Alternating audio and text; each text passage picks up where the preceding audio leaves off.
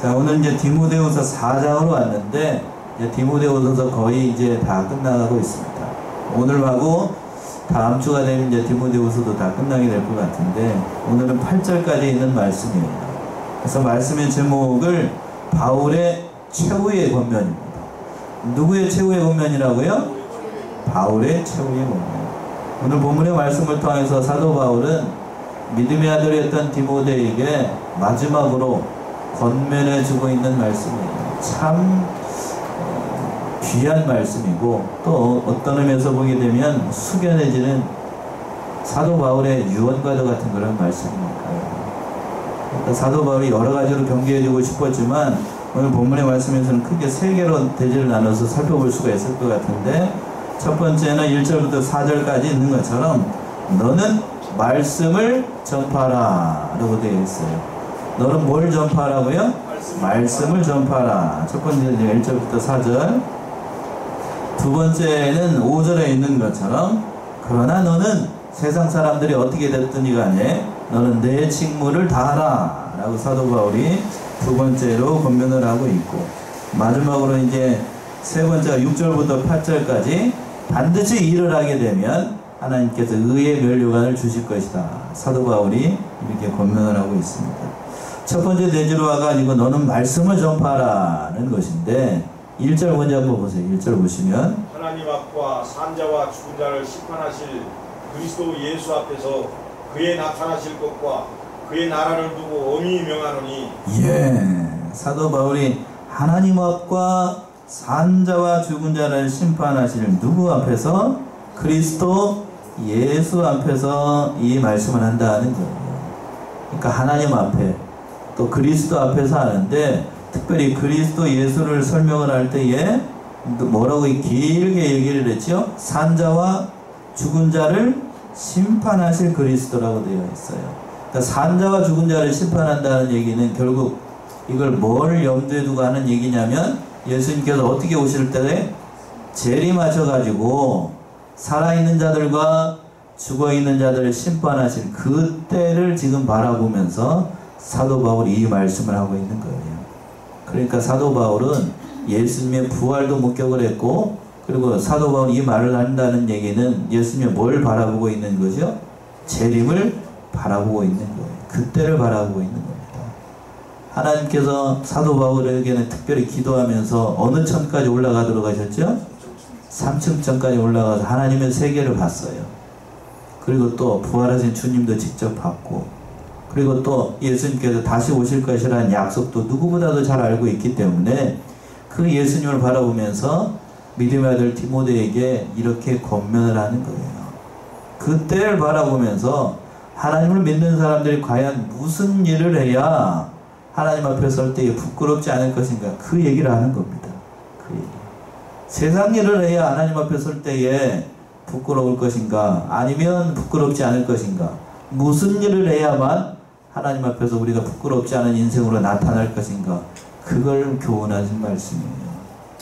그래서 엄히 명하노니 라고 되어 있어요. 그에 나타나실 때에 엄히 명하노니, 반드시 믿는 자들은 하나님 앞에 서게 될 것인데, 예수님 앞에 서게 돼요. 그렇다라고 하면 여러분들도 예수님 앞에 쓸까요, 안 쓸까요? 다 서요. 다 서. 여러분도 서고 저도 쓸 테고, 그때 쓸 때에는 여러분이 하나님 앞에서 그리스도 앞에 심판대 앞에 쓸 때는, 모르겠어, 어느 목사님 그렇게까지 얘기합니다. 여러분들이 살았던 인생의 모습들이 뒤에 쫙 전시가 될 거라고. 예, 딱 전시가 될 거라고.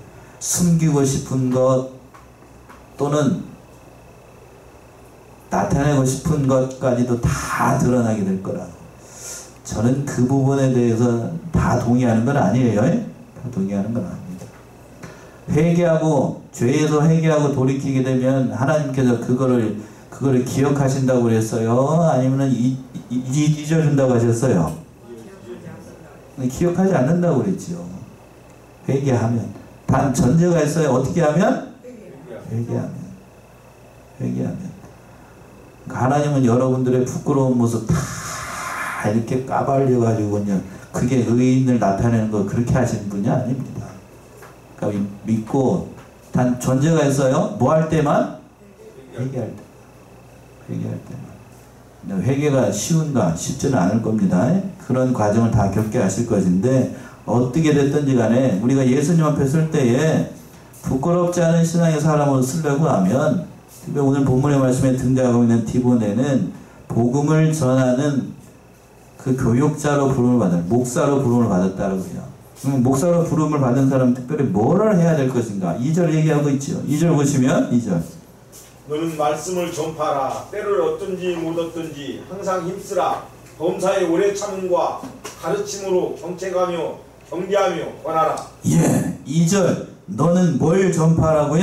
말씀을 전파하라. 말씀을 전파하라.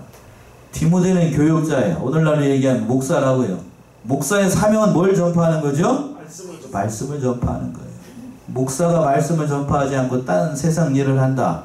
그건 목사가 아닙니다. 맞나요? 예. 오늘날 그런데 목사님들 가운데 하나님의 말씀을 전파하지 않고 다른 일 하는 사람들도 있을까요? 없을까요? 많이 있습니다. 제가 이런 얘기를 하면 집사람이 그런 얘기는 가급적 하지 말라고 그래요. 목사님을 디스하는 일은 성도들이 별로 들을 때는 좋지만 누구마저도 송상될까봐 염려하면 저까지도 염려하는 마음으로 그런 얘기를 하는 거니까 저도 중심은 이해합니다만 그냥 그렇게 저를 이해해 주는 건 이해가 됩니다만 그냥 본문의 말씀에서 보게 되면 그렇게 많은 얘기할 수가 없어요. 오늘날 사태도 그렇고 자금의 모든 돌아가는 사정을 보게 되면 양심 없는 목사들이 많고 양심 없는 목사들이 많다는 얘기는 또 양심 없는 못들도 많고 성도들도 많아요. 참 믿는 자라고 할 수 없을 정도로 주일날 봤지요? 솔로몬의 말년의 모습은 여러분들 생각할 때 그 사람이 믿는 사람 같아요? 안 믿는 사람 같아요? 안 믿는 사람 같아요. 안 믿는 사람 같아요. 그게 사람이죠. 그게 사람. 그러니까 우리가 바라볼 대상은 사람 바라보지 않고 뭘 바라봐야 돼요? 하나님 바라봐야 됩니다. 하나님 바라봐야 돼요. 그 하나님 바라보면서 지금 사도 바울이 말씀을 전파하라는 거예요. 그 말씀을 전파할 때 뭐라고 얘기를 했습니까? 때를 얻든지 못 얻든지 항상 힘쓰라고요.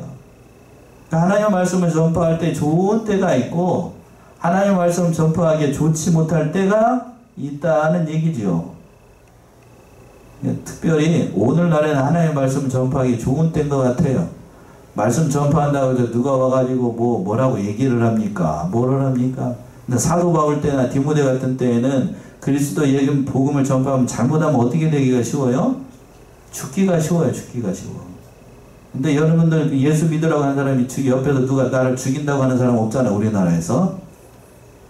참 좋은 때를 만났는데 우리는 뭐가 부족한지 때를 얻든지 못 얻든지 항상 전파하라는 이 말씀 속에서 참 부끄러운 모습에 빠질 때가 많은 게 사실인 것 같아요. 자, 사도 바울은 이렇게 살았습니다. 고린도전서 9장을 한번 가보세요. 고린도전서 9장 16절에서부터 17절. 고린도전서 9장 16절 17절. 내가 복음을 전할지라도 자랑할 것이 없으면 내가 부득불 할 일임이라. 만일 복음을 전하지 아니하면 내게 화가 있을 것이미로라. 내가 내 힘으로 이것을 행하면 상을 얻으려니와 힘으로 아니한다 할지라도 나는 직분을 맡았노라. 예, 16절 하반절에서 만일 복음을 전하지 아니하면 내가 뭐가 있다고요? 화가 있다. 그리고 17절 하반절에서는 나는 뭘 맡았다고요? 직분을 맡았다. 그러한 정신으로 살았어요. 그러한 정신으로. 참 사도 바울을 보게 되면 저도 목사입니다만 참 고개가 절로 숙여지고 여러분들도 역시 마찬가지일 겁니다. 참 사도 바울 참 충성된 종이었어요. 그런데 이 일을 할 때에 어떻게 해야 된다라고 얘기를 하냐면 범사에 어떻게 하라고요? 오래 참음으로. 하나님의 말씀을 전파할 때 좋은 때도 있고 좋지 못한 때도 있는데 이 일을 할 때 제일 중요한 건 범사에 어떻게 참으라고요? 오래 참아야 돼. 조금만 오래 참아야 돼. 오래 참아야 돼. 오늘 말씀에서 가장 중요한 게 그건 것 같아. 제가 봤을 때는 어떻게 참아야 된다고요? 오래 참아야 돼. 얼마만큼 참는 게 오래 참는 건가요? 예수님이 이미 말씀하셨죠. 베드로가 물어봤잖아요. 7번씩 이렇게 용서하면 될까요? 그랬더니 예수님 뭐라고 하셨어요? 70번이라도 용서하라고 그랬잖아요. 70번이라도. 그러니까 끝까지 참으라는 얘기죠. 그런 것 같아요. 그런 것 같습니다. 잘 참고 잘 가르쳐야 돼요. 오래 참음과 가르치는 것으로 경책하며 경계하며 권하라. 잘 가르쳐야 되고 잘 참고 잘 가르쳐야 되고 그 말씀을 할 때에도 잘 권해서 성도들의 마음 상하지 않도록 그 말씀 가운데 잘 서도록 교훈하고 책망하는 일도 잘하면서 성도들의 믿음을 잘 세워나가야 된다는 얘기입니다. 오늘날 성도들 참 믿음도 연약하지만 그 성품도 예전 성도들보다는 성품이 마음이 많이 연약해요. 그래서 시험이 만나거나 어려움을 당하게 되면 낙심하고 그런 성도들이 많이 있습니다. 그럴 때에 하나님의 말씀을 오해하고 또 하나님께서 왜 나를 이렇게 어려움 가운데 빠뜨리는가 할 때에 낙심천만한 그들을 봤을 때에 어떻게 참아야 되냐면 오래 참고 잘 일어날 수 있도록 삶과 경계하면서 그 모든 일들을 잘 감당하라고 사도 바울이 권면하고 있어요. 그리고 또 3절 보시면 이렇게 얘기했습니다. 3절 보시면 내가 이르리니 사람이 다른 교훈을 받지 아니하며 귀가 가리워서 자기의 사욕을 쫓을씀을 많이 두고 예. 이 말세에 때가 이르게 된다는 얘기죠. 3절을 했습니다. 때가 이르니 어떤 때가 이른다는 것인가? 사람이 무슨 교훈을 받지 않는다고요? 바른 교훈을 받지 않습니다. 여기서 때라는 얘기는 말세를 가리키는 거 있죠. 오늘 작금의 이 시대를 보는 거예요. 이 시대. 이 시대를 여러분들이 더 잘 아시는 것처럼 이 때를 보게 되면 우리가 살고 있는 이 때를 보게 되면 사람들이 바른 교훈을 받지 않으려고 합니다. 진리뿐만 아니라 누가 어떤 바른 얘기로 해도 잘 들으려고 하지 않아요. 잘 들으려고 하지 않아요. 누가 바른 얘기를 해주고 이렇게 하는 것이 옳습니다 라고 해도 바른 얘기를 해주면 뭐라고 그래야 돼요? 사람들이 대뜸 걸었습니다. 네가 잘났느냐? 네가 판사냐? 네가 하나님이냐? 그렇게 대들어요. 대들어.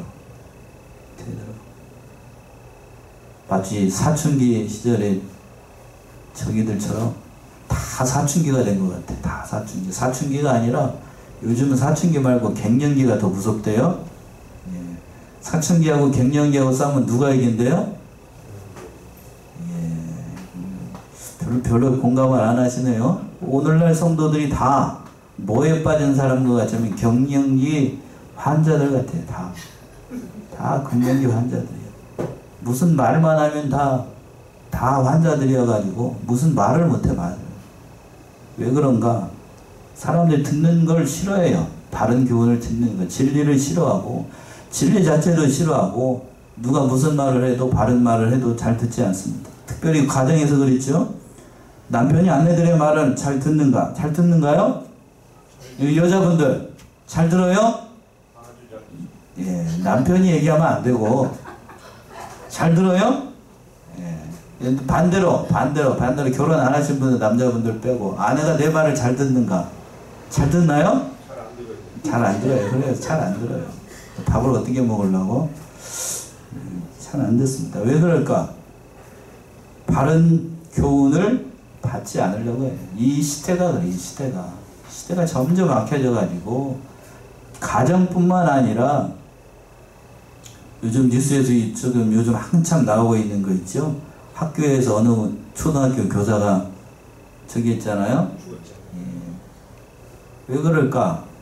교사들의 인권이 땅에 떨어져서 교사들이 무슨 얘기를 해도 애들이 그걸 들으려고 하지 않습니다. 문제. 그래도 초등학교는 그래도 좀 나아요. 민원이 좀 많이 들어와서 그렇지. 중학교, 고등학교 가게 되면 여러분들 중학교, 고등학교 그 교실 가보셨어요? 특히나 고등학교 2, 3학년 가게 되면 특히 고3 교실 가게 되면 선생님이 앞에서 이렇게 수업을 하잖아요. 대부분이 다 자요. 10명, 한 교실에 30명이라고 하면 29명은 자고 한 사람 듣고 있어. 그게 요즘의 고등학교 교실이에요. 선생님 말 하나도 안 들어요.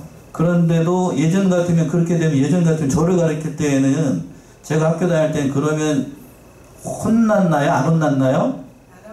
야단 맞아요. 야단 맞아. 네, 매 맞고 컸는데 요즘 그렇게 못해요. 네. 선생님이 뭘 들고 나쁜 말 하거나 때렸다 그러면 요즘 애들이 다 뭘 들고 있죠? 이거 다 들고 있어요. 이걸 찍어가지고 홈페이지에다 올리게 되면 뭐 큰일 납니다. 큰일 나. 그러니까 교사들의 인권이 땅에 떨어져가지고 아무것도 못해. 아무것도 안 돼. 가르치는 걸 할 수가 없어요. 바른 교육도 할 수가 없고 뭐를 할 수가 없으니까 이 시대가 다 악한 거예요. 이 시대가 다. 그러면서 뭐를 하겠다고 하는 건 그건 잘못된 생각이라고요. 교육 뭐 학교도 그런데 집안도 그렇고 학교도 그렇고 나라도 그렇고 유정자들의 말은 듣지도 않고 제일 안 듣는 게 저기라고 하면 그 시대가 다, 이 시대가 다 그렇게 된 거예요. 이 시대가 멋대로 돼가고 있어요. 지금 이 말씀대로 돼가고 있잖아요. 이 말씀대로 바른 진리의 말씀, 바른 교훈을 받으려고 생각을 하지 않습니다. 또 하반절에 보면 3절 하반절에서 그랬죠. 귀가 어떻게 돼서 가리웠다는 얘기는 가렵다는 게 아니고 귀가 이렇게 가려졌다고요. 가려져 가지고 들을 생각을 안 해. 듣게 되면 들을 생각을 안 해. 그리고 또 뭐라고 그래요? 자기 사욕을 쫓아 또 뭐를 많이 든다고요? 스승을 많이 든. 여기서 스승을 많이 든다는 얘기는 자기에게 이롭게 하는 것만 따라간다는 얘기예요. 자기에게 이롭게 하는 거. 자기가 이롭게 하는 거. 좋아하는 것만 따라가요. 자기에게 좋은 거. 그리고 또 뭐 그 시대의 사람들을 또 얘기하기를 4절 보시면 또 4절 또 그 귀를 진리에서 돌이켜 허탄한 이야기를 쫓으리라. 또 그 귀를 어디에서 돌이킨다고요? 진리에서 돌이켜가지고 무슨 이야기를 또 좋아해? 허탄한 이야기. 허탄한 이야기 앞에서 망령된 이야기라고 그랬죠?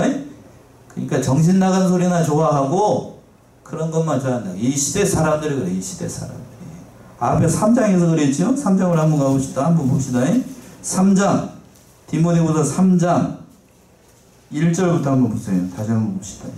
네가 이것을 알라. 말세에 고통하는 때가 이르리니 사람들은 자기를 사랑하며 돈을 사랑하며 자긍하며 교만하며 회방하며 부모를 거역하며 감사치 아니하며 거룩하지 아니하며 무정하며 원통함을 풀지 아니하며 참소하며 절제하지 못하며 사나우며 선한 것을 좋아 아니하며 배반하여 팔며 조급하며 자고하며 쾌락을 사랑하기를 하나님 사랑하는 것보다 더하며. 예.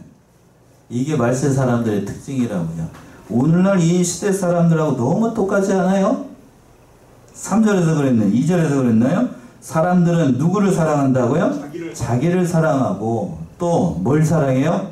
돈을 사랑. 이 두 가지에서 이미 다 끝났어요. 자기를 사랑하고 돈을 사랑하고 오늘 본문의 말씀 4절에서 보게 되면 또 귀를 진리에서 돌이켜가지고 허단하고 허망한 소리만 더 좋아하고 이 시대 사람들이 그래 이게.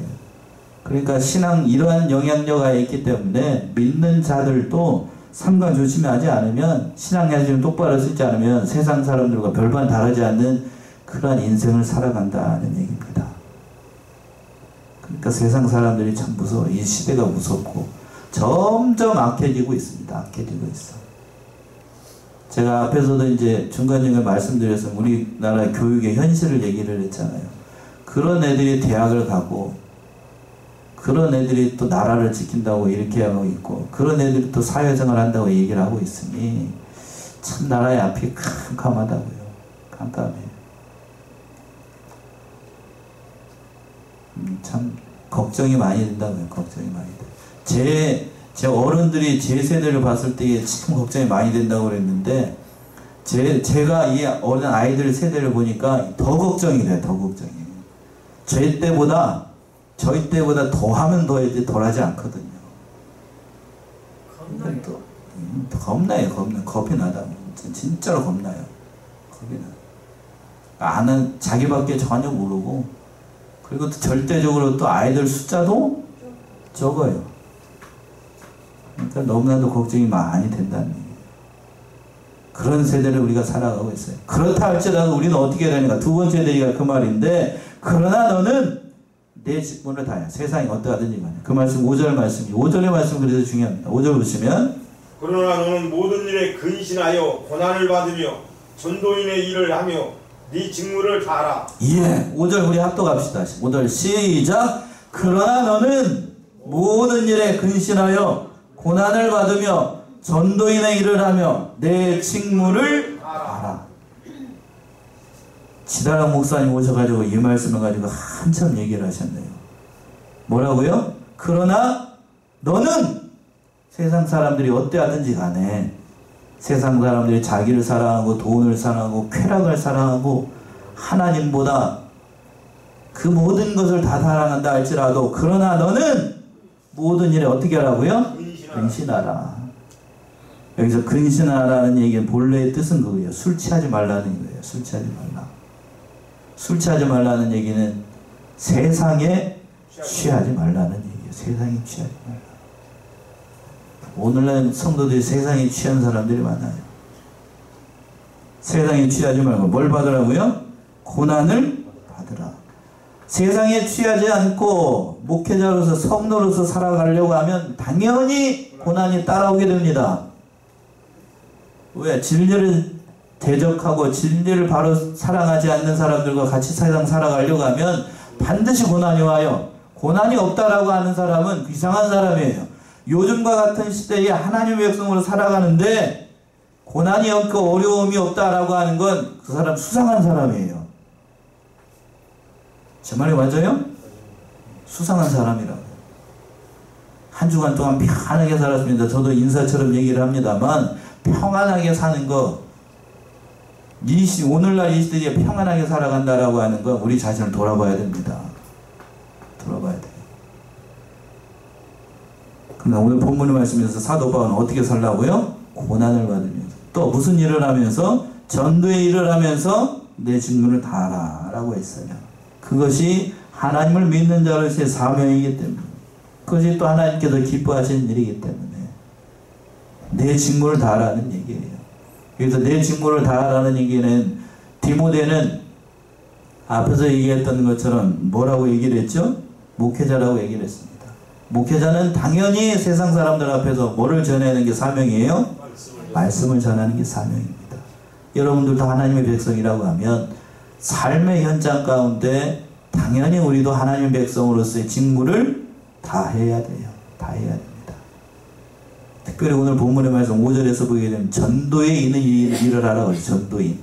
전도인이라는 얘기는 특별히 하나님께서 하나님의 백성으로 세워서 하나님의 일을 전문적으로 하는 사람을 전도인입니다. 전도인.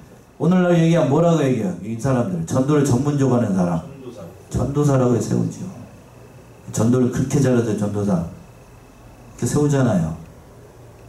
그것처럼 우리도 세상 가운데서 하나님 백성으로 살아간다라고 하면 당연히 하나님 백성으로 맡겨진 직무를 다 해야 된다는 얘기예요. 세상이 어떻게 됐든지, 세상이 악으로 가든지, 세상이 점점 죄악된 길로 간다 할지라도, 그러나 우리는 그 직무를 다해야 된다는 얘기입니다. 그걸 위해서 하나님 백성으로 살아가기 때문에, 그렇게 살아가게 되면 하나님께서 반드시 복을 주시고, 하나님께서 우리 영광 가운데 반드시 의의 면류관을 주실 것이라고 하는 말씀이 6절부터 8절에 있는 사도 바울의 고백이에요. 6절 보시면은요, 6절. 관제와 같이 벌써 내가 부음이 되고 나의 떠날 기약이 가까웠도다. 예, 관제와 같이 벌써 내가 부음이 되고 나의 떠날 기약이 어떻게 됐다고요? 가까웠다. 관제와 같이 벌써 부름이 되었다. 이 관제라고 하는 얘기는 제물 위에다가 제사를 드릴 때에 이렇게 술을 부어 드리는 걸 얘기를 합니다. 그러니까 이 말의 뜻은 사도 바울이 순교를 당해서 자기의 피로 하나님 앞에 드려질 것을 이미 마음에 두고 있었다고 하는 거예요. 그러니까 사도 바울은 자기가 죽게 될 것을 알았다는 얘기예요? 몰랐다는 얘기예요? 알았다는 얘기입니다. 알았다는 얘기예요.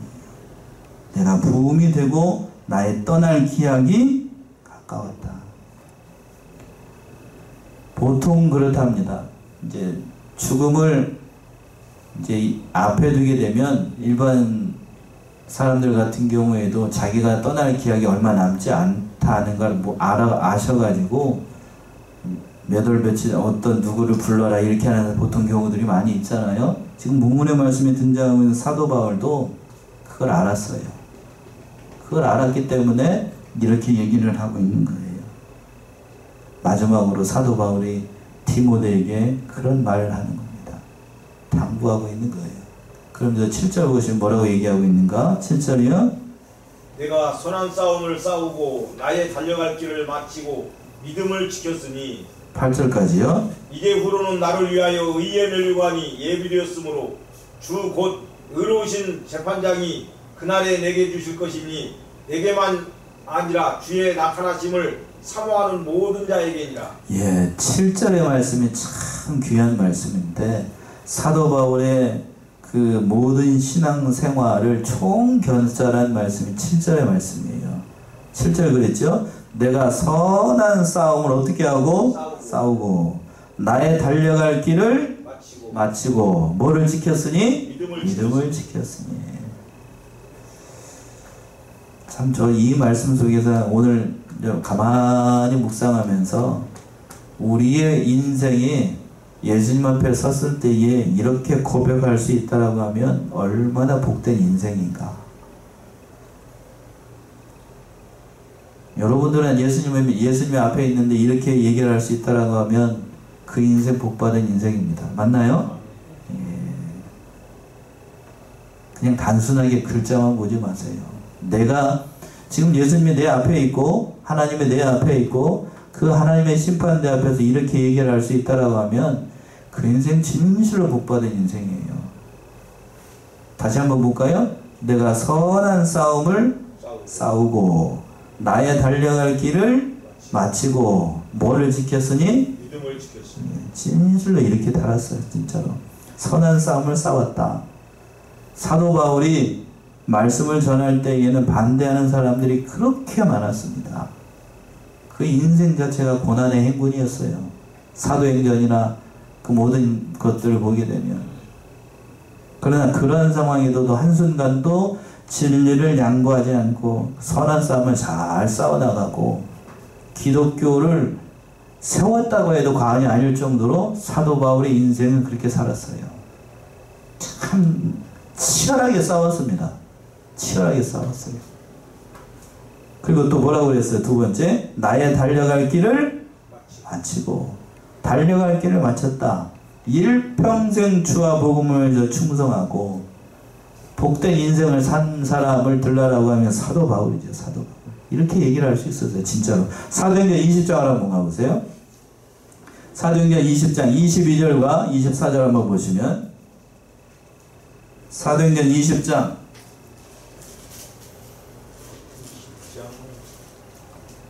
22절과 24절. 보라, 이제 나는 심령의 매임을 받아 예루살렘으로 가는데 저기서 무슨 일을 만났는지 알지 못하노라. 오직 성령이 각 성에서 내게 증거하여 결박과 환난이 나를 기다린다 할지나 나의 달려갈 길과 주 예수께 받은 사명 곧 하나님의 은혜의 복음 증거하는 일을 마치려 하면은 나의 생명을 조금도 귀한 것으로 여기지 아니하노라. 예.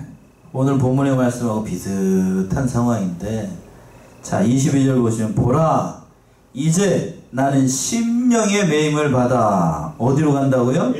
예루살렘으로 갑니다. 예루살렘으로 가면 무슨 일이 기다리고 있는가?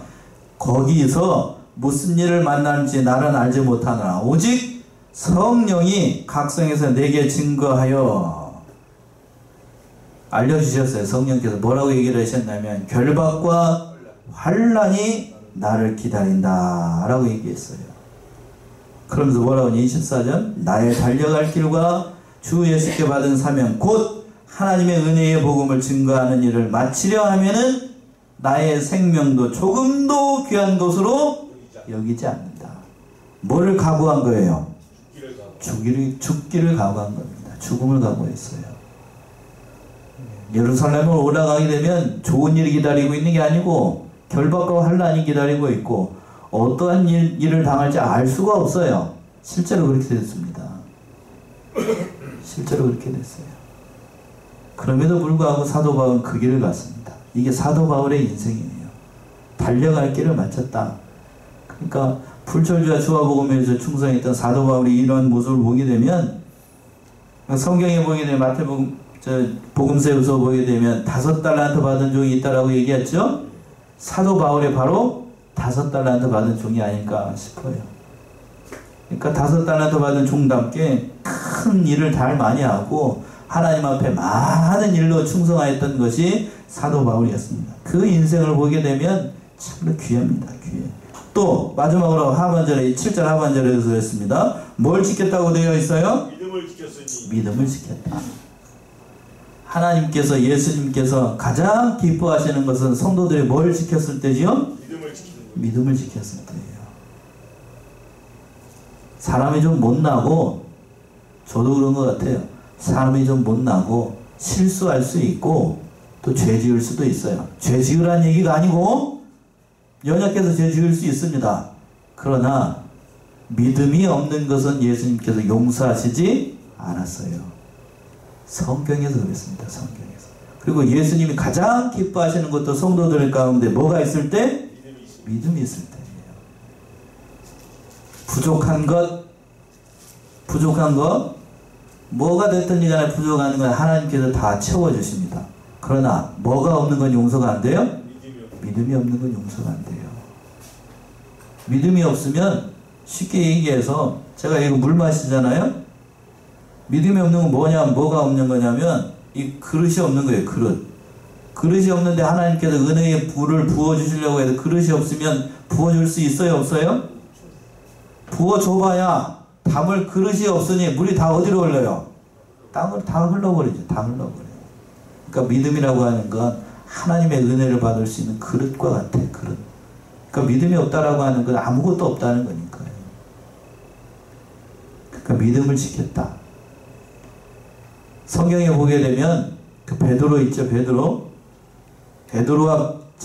베드로와 바울을 자꾸 비교하게 되는데, 바울의 모습 보게 되면, 주님을 영접하고 난 다음에 사도 바울의 모습 보게 되면 참으로 충성됐습니다.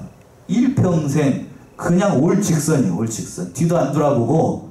그렇죠? 근데 사도 베드로의 모습 보게 되면 예수님의 부름을 받고 난 다음에도 이리 가고 저리 가고 온갖 행위를 보게 되면 투성이에요. 수성이에요. 그럼에도 불구하고 예수님은 사도 베드로를 버렸나요? 안 버렸나요? 안 버리셨습니다. 실수를 많이 하고, 심지어는 예수님이 잡혀지기 전날 밤에는 예수님 몇 번씩이나 부인하고, 3번씩이나 부인하고 저주하고 욕하기까지 했어요. 그러한 사람도 예수님께서 용서하시고 난 다음에 큰 사도로 이렇게 세우셨어요. 베드로에게 뭐가 있었기 때문이죠? 연약하고 부족해도 믿음이 있는 걸 아시니까. 믿음이 있으면 예수님께서 크게 쓰시는 거예요. 그러니까 여러분들이 부족해도, 인간적인 관점에서는 봤을 때는 부족해도 뭐가 있으면 된다고요? 믿음이 있는 게 중요해요. 그 믿음을 잘 지켜라는 얘기입니다. 그 믿음이 있으면, 마지막 8절 다시 한번 읽어보세요. 8절 보시면, 이게 후로는 나를 위하여 의의 멸류관이 예비되었으므로 주 곧 의로우신 재판장이 그날에 내게 주실 것이니 내게만 아니라 주의 나타나심을 사모하는 모든 자에게니라. 믿음을 가지고 하나님의 일을 하게 되면 8절 보세요. 이제 후로는 나를 위하여 뭐가 예비되어 있다고요? 의의 멸류관이 예비되어 있어요. 의의 멸류관. 의의 멸류관이라는 것은 하나님께서 주실 그 상급을 얘기를 하는데, 특별히 하나님의 백성으로 삼아주시는 의의 멸류관을 얘기를 하는 겁니다. 이것보다 더 큰 상급이 어디 있겠어요? 사도 바울은 그러니까 요걸 바라보고, 이걸 바라보고 주를 위해서 충성했다라고 해도 과언이 아니에요. 자기만 받는가? 나만 받는가? 쉽게 사도 바울은 나만 받는다고 생각을 했는가? 다시 한번 보세요. 주 곧 의로우신 재판장이 그날 내게 주실 것이니, 나만 주는 걸 바라본 게 아니고 사도 바울은 그 뒤에 게 중요하죠. 내게만 아니라 뭐라고 그랬어요? 주의 나타나심을 사모하는 모든 자에게. 이걸 바라봤어요. 내가 1등 하겠다. 사도 바울은 그런 생각하지 않았어요. 그 하나님의 모든 상급을 바라보는 모든 자들이 나와 같이 그 영광된 자리에 같이 참여하기를 사도 바울은 원했던 거예요. 그걸 바라봤던 거예요. 그러니까 그 어려운 환경 가운데서도 사도 바울은 주를 위해서 충성했던 겁니다. 너도 또한 그런 사명을 받은 자니, 사도 바울이 디모데에게 마지막으로 이렇게 권면하는 거예요. 한마디로 오늘 말씀을 요약한다라고 하면, 때를 어떤지 맞든지 세상 사람들이 어떠한 길로 가든지 너는 뭐를 전파하라? 말씀을 전파하라. 그게 너의 사명이라는 얘기입니다. 그리하면 하나님께서 무슨 면류관을 주신다고요? 의의 면류관을 주실 것이다. 그걸 바라보면서 믿음으로 승리하는 저와 여러분들이 다 되시기 바랍니다. 기도하겠습니다.